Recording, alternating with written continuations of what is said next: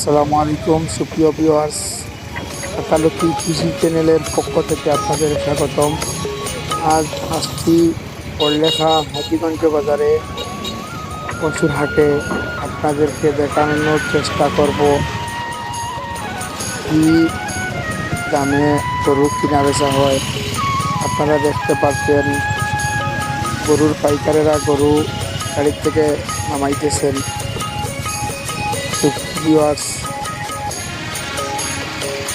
আপনারা প্লিজ আমার ভিডিওটা সম্পূর্ণ দেখবেন, তাহলে অনেক তথ্য আপনারা পেয়ে যাবেন।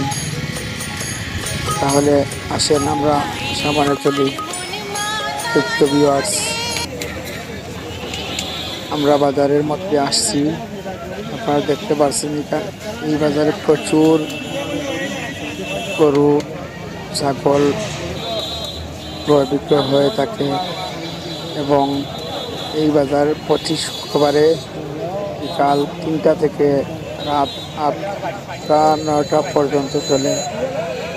এখানে প্রতি গরুর পবিত্র ঈদুল আজহা উপলক্ষে প্রতিটা গরুর হাসিল হচ্ছে 1000 টাকা। ছোট গরু আর বড় গরু প্রতিটা গরুর হাসিল হচ্ছে 1000 টাকা। আপনারা অবশ্যই কোনো নিরাপত্তা রয়েছে, কোনো সমস্যা নাই, টাকা পয়সার যে কোনো নিরাপত্তা আছে। আর আপনারা এখানে ফ্রিজিয়ান, শাহিওয়াল সহ যে বিভিন্ন গরু ক্রয় করতে পারবেন। আপনারা দেখতে পাচ্ছেন আমি কয়েকজন ক্রেতার সাথে কথা বলছি। এই দেখেন আপনারা মাংসের যে সারগুলো আছে, অনেক হৃষ্টপুষ্ট সার, এমনকি খুবই স্বল্প দামে। অন্যান্য বাজার থেকে এখানে অনেক কম রেটে গরু পাওয়া যায়। আপনারা আমার সাথে থাকবেন ইনশাল্লাহ। আমি প্রতি বাজারে পড়লেখা, চান্দগ্রাম, বারৈগ্রাম, জুড়ি সহ বিভিন্ন হাটের ভিডিও আপনাদেরকে দেখানোর চেষ্টা করব। এই দেখেন, এই যে কাটাই গরু যেগুলো আছে মাংসের জন্য, প্রচুর গরু উঠে বাজারে। আপনারা আসবেন, আপনাদের ন্যায্য মূল্যে, স্বল্প মূল্যে গরু ক্রয় করতে পারবেন। এই গাভীটার দাম চাওয়া হয়েছিল 85,000 টাকা, মিনিমাম 65 থেকে 70,000 বিক্রি হবে।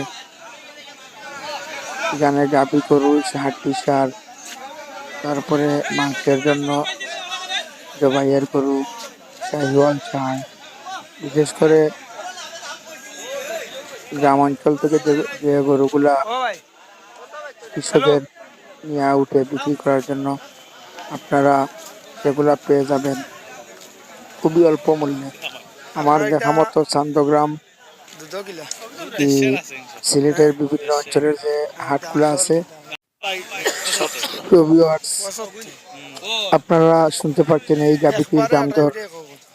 আর আশা করি প্রতি শুক্রবারে পড়লেখা হাজীগঞ্জ বাজার হাট বসে, আপনারা আসবেন। এখানে খুব স্বল্প দামে গরু ক্রয় বিক্রয় করতে পারবেন ইনশাল্লাহ। আমাকে শুক্রবারে পড়লেখা বাজারে ভিডিও পাবেন, শনিবারে চান্দগ্রাম সহ খামার এবং কৃষি বিষয়ে যে কোনো ভিডিও পেতে আমার চ্যানেলটি সাবস্ক্রাইব করবেন।